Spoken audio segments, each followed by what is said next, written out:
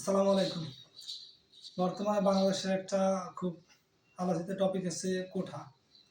কোঠা নিয়ে একটু কিছু না বললে নাই, কারণ কোঠা কোঠার সিস্টেমটাই বন্ধ করা দরকার। কারণ কোঠার কারণে যারা মেধাবী যে স্টুডেন্ট এরা কোনোভাবেই চাকরি পাচ্ছে না, কারণ কোঠায় সব চাকরিগুলো খাই দিতে আছে। দেখা গেছে যে মেধাবী যে স্টুডেন্ট মেধাবী স্টুডেন্টরা বেশিরভাগই হয় গরিব ঘরের। হয়তো কারো বাবা ভ্যান চালক, রিক্সা চালক, দিনমজুর, এইগুলো ছেলেপেলেই আর সবসময় মানে মেধাবী। আর এরা যে দেখা গেছে বছর শেষে যখন একটা চাকরির জন্য আবেদন করে, এরা কোঠার কারণে টিকতে আসে না। এর জন্য কোঠার আন্দোলনটা আরও জোরদার করা উচিত। আমি কোঠা বন্ধ করার পক্ষে।